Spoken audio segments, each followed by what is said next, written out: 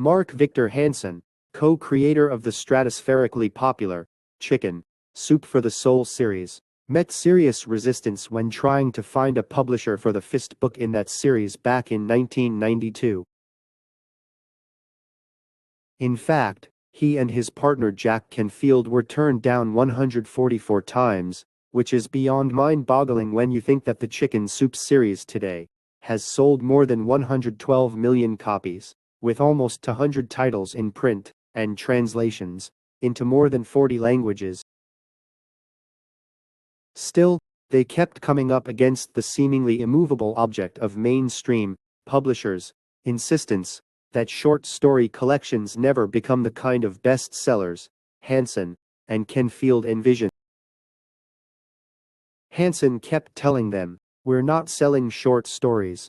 We're changing the world, one story at a time." But he couldn't overcome the definitions and data sets they had in their heads.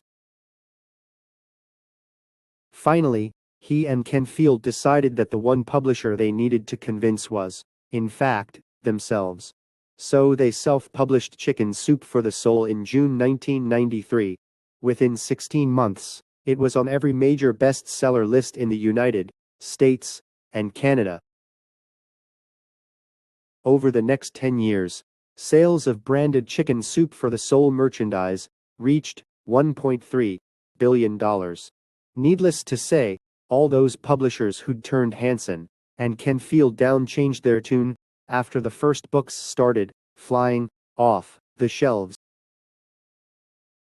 Are you constantly failing to convince others?